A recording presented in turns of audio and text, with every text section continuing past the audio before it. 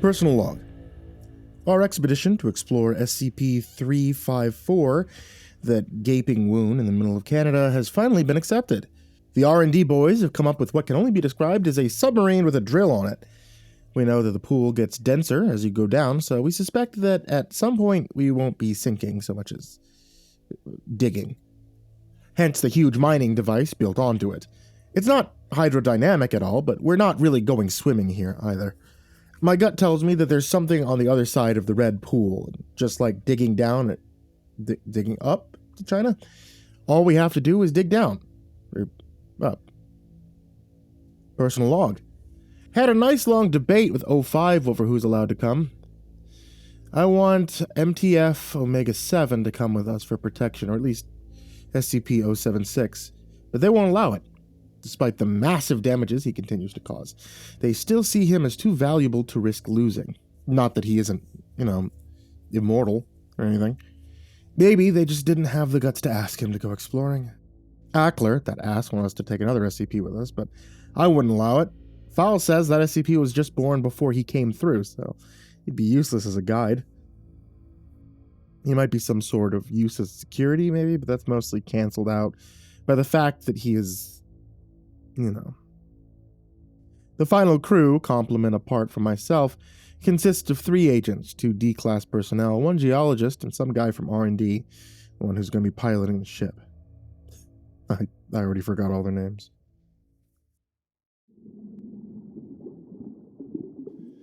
Exploratory Team 354 Alpha, ET-354A. Mission log. Day 1. Rotten sort of day to begin a mission. Rumor has it that the last night there was a total contamination breach in some area or other. Then it turns out there's no coffee allowed anywhere inside of Area 354 for some reason or another. And the whole mission almost ended in disaster when it turns out that they almost forgot to load the extra fuel on board. Like, who the fuck is running the show around here? Anyway, now we're underway. For a while there, I had a definite feeling of going downward, but now we're dropping much slower. Marty, that's the R&D guy, says that we're sinking at a rate of 10 meters an hour. Apparently at this depth, the red pool it's pretty dense.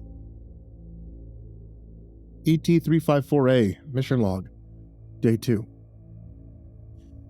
Nothing of interest happened, but I learned everyone's name, so, we have Marty, our pilot, Agent Swanson, Agent Turquoise, Agent 86, Dr. J. MacArthur, Chris Simmons, and Leroy Tucker. Whoopty frickin' do. ET-354A, mission log, day 3. It's about 4:30 a.m. Gravity suddenly changed direction. Boy, that was fun to wake up to. We're now rising rather than sinking, which means we're more than halfway there. ET-354A mission log, day 4. We've reached the surface. Through the portals is mostly dark, which means it's night. Can't go out yet because of, for all we know, the atmosphere could be hydrochloric acid. We've got a shitload of sensors outside the ship analyzing a bunch of stuff. Whether the air is breathable, what kind of airborne bacteria we have to deal with, simple stuff like temperature, we'll know in 8 hours whether it's safe for human life out there. ET-354A mission log, day 5. It turns out the air is totally safe, except it's been night for going on 28 hours now. What's going on? ET-354A mission log, day 6. Dawn finally came. The sun was huge, red. I'm a biologist, but I know enough about astronomy to know that we're orbiting a totally different star. It's a different time, a different place, or a different dimension. Who knows? Leroy guessed that we're on another plane of existence. I think he's probably the closest. The pool on this side is way bigger, more like a large pond, maybe a small lake. The banks are more defined than on our side as well. We took an inflatable raft to the shore.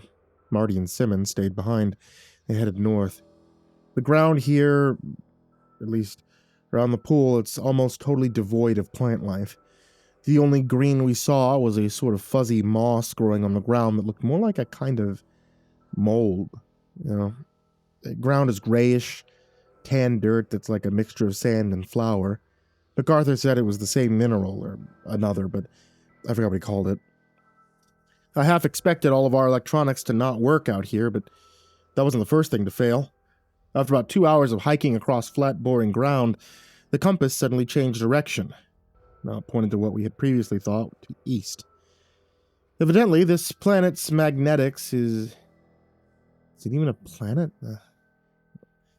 They don't work the same way that ours do. Not wanting to risk getting lost, we immediately made a 180 headed back to the ship. Could have sworn the trip back was less than half as long as the trip out. Tomorrow we'll work out a way of navigation that doesn't rely on the compass being sane. ET-354A mission log, day 7. Lousy night's sleep. The sun never went down. By my calculations, the day-night cycle here seems to last 43 and a half hours, as opposed to like our 24 hours back home. That takes some getting used to. We agreed on a system of navigation. Firstly, we're going to travel only in a straight line to make sure that we can get back to the ship, or simply turning around, heading in the other direction, unless we encounter some kind of unnavigatable jungle, then, we should be fine. Second, Marty's rigged a radio beacon thing. I don't really remember his explanation, but if we're anywhere within 800 miles, this little gizmo, it should be able to tell us exactly which direction to go to get back and exactly how far. ET-354A mission log, day 9. We set out a few hours before the sun was scheduled to rise. But when we got to the shore, we found that the green moss stuff was everywhere. It had grown in mass significantly. My guess is the stuff shrivels up in the sun during the day and expands at night, sucking nutrients or something. We decided we didn't want to walk through it, so we went back, waited for sunrise. Sun came up. We set out again. Moss stuff was back to its smaller state, and it's just occurred to me there's been no wind at all in this place. The result is dead silence. I'm not ashamed to admit that the overall emptiness of this place is pretty scary. We found an area with none of the moss stuff for a few hundred feet around and decided to camp for the night. Sun's still up, but it's time for us humans to sleep, so I'm calling it a night. ET-354A mission log, day 10. Sometime in the night, which was really daytime. Fuck, it's gonna get confusing. We were all awoken by some kind of roar.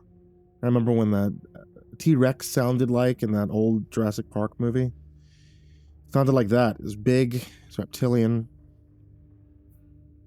And it was so loud, I was certain whatever was making it couldn't be more than 20 feet away, but when we all got out of our tents, we didn't see anything. The whole area is so flat, we'd see any sort of animal within half a mile or so. There's just nothing. It's fucking scary. We packed up camp, we continued on. After a while, we stopped seeing the moss stuff. And maybe it only grows around the red pool. The ground became rockier, and in the distance, the land seemed to grow more hilly. I think I see trees. ET-354A mission log, day 11. The bare ground has ended. Now we're walking across a vast field of beautiful green grass. Almost looks like a well-mowed lawn. The grass seemed ordinary enough till Turquoise tripped over a rock and arose to find his hands covered with several dozen bloody pinpricks. Apparently the tips of a blade of this grass is just incredibly sharp, easily punctures the skin. It's no threat to our Foundation issue boots, but we all gotta be careful not to fall on it.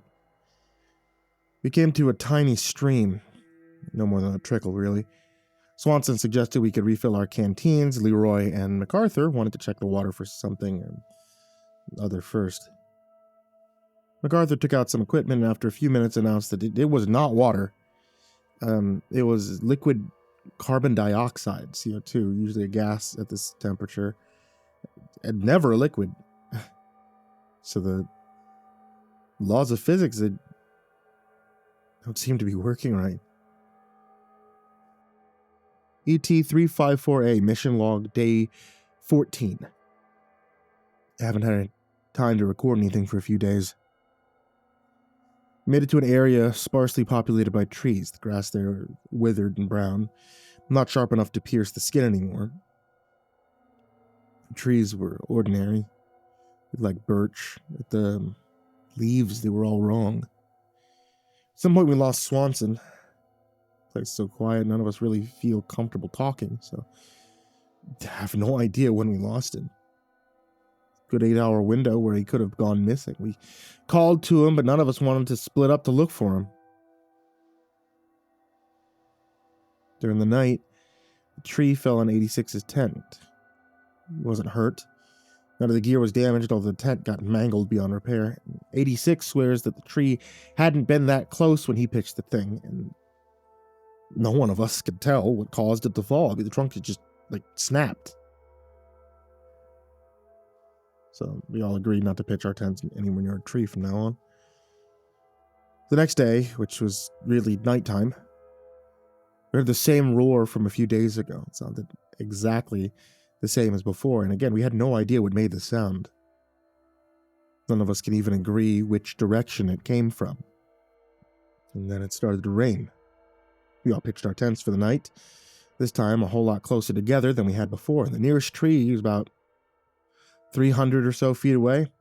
MacArthur confirmed it was actually rain and not more CO2 bullshit. We all set up this funnel thing to refill our canteens. Leroy donated his tent to Agent 86. I offered to share mine since it's a little bigger than the other guys.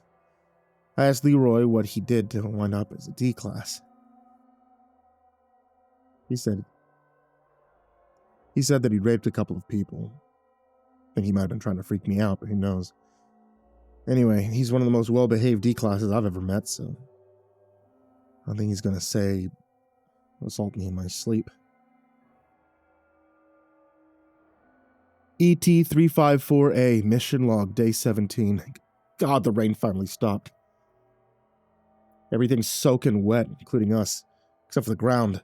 After that much water, you'd expect it to be muddy as all hell, but the ground beneath the grass is barely damp at all. As the plants absorb moisture from the ground more efficiently than the ones back home, they're setting out again. Perhaps the rain awakened some animal life. And mission log, day 25. What seems to be a huge cliff in the distance turned out to be an artificially constructed wall. It's made of solid rusty iron, and it stands maybe 15 feet high. To the left and the right, it goes on farther than the eye can see. I can't imagine how thick it is. We have no way around it. Have to go over it or through it. We made camp for the night. We'll look out for what to do in the morning. ET-354A, mission log, day 26. Leroy jerry-rigged some kind of blowtorch thing with our equipment. I swear the guy's a fucking MacGyver. We cut a hole in the iron wall big enough for us to go through. Turns out it's only about 1/4 of an inch thick. There's another wall behind it with less than a foot between. Apparently this thing has multiple layers. Leroy cut through 8 of them before we finally made it to the other side. The grass on this side is black. It's not burnt or anything. It's just a different color. Finally, there's some wind. It's getting tired. Concluded that coming here was a mistake. We have to head back. ET-354A, mission log, day 39. Passed through the second barrier. We're back at the weird place with the black grass. I half expected the hole Leroy cut through it to have sealed up or something, but it's still there. Thank God, or whoever runs the show in this world. don't think MacArthur's going to make it through the night. He's lost a lot of blood. ET-354A, mission log day 40. We awoke to find that MacArthur had crossed. We didn't want to do it, but we had no choice but to terminate him. 86 says that something back home might be able to help him. He may have been right. We couldn't afford to have him slow us down. We only had a few more days until... Day 48. We made it back to the ship with only an hour or two to spare. The first thing they asked us was what the fuck happened to Swanson, Turquoise, MacArthur, and 86. As if a few dead team members are our biggest problem right now. Marty has us underway, and we're definitely sinking. I just hope... I hope they don't... End of log. This document was discovered in the Central Foundation database. No such mission to explore SCP-354 has yet been suggested or proved. No records of any personnel mentioned in the log exist. The log's origin is unknown.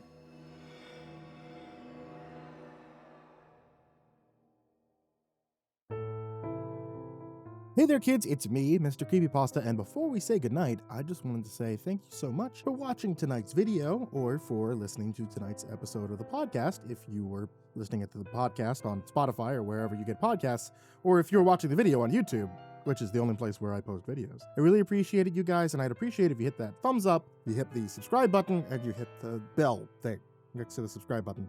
As always, I want to give a very big thank you to everybody who supports me on Patreon, patreon.com/MrCreepyPasta. That is the main place you guys are able to support me if you guys want to be able to support me, which you absolutely don't have to do, but hey, thank you. And especially if you guys like, you can become one of these wonderful people whose names I mispronounce. People such as Diana Kraus, AcidSystem, Benjamin 2003, Blake Rattler, Bottle Cooler, Brandon Mendoza, Caltuna, CoryxKenshin, Dakota Best, Daniel Poulsen, Dante Kinkade, Enchanted Buns, Eric Anthony Caruso, Estebean, 15 Squirrels in a Trench Coat, Galaxy Gremlin, Hades Nephew, Himbo Jerry, Our Minute Second Time, Jay Kearns, Jedis Pet, Lou Cypher, Nick MC, Plant Piss, Red Shadowcat, Remember the Sun, Salty Surprise, Samara Lynn, Scary Stories Fuel Me 32, Seclude, Simba's Bloody Mojo, Sky Harbor, Smiley the Psychotic, Sully Man, Holly Sue, Team Leo 76, The Chavez Brothers, The Ginger Bros, Tommy Walters, Viceroy Scorn, William Wellington, X Reaper 69, XX Lucky Cat XX, Zabulb, Shadow Gardens, and Peaceful Buddha. Thank you all so much for being here. And as always, sweet dreams.